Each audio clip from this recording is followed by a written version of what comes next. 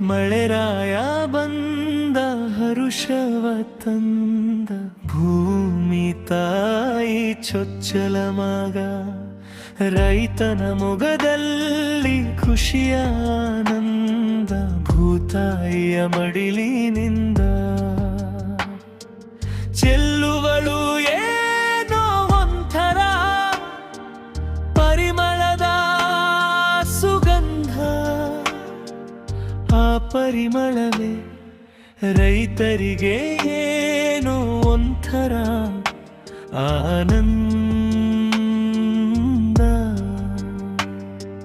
ಬಂದಾನೋ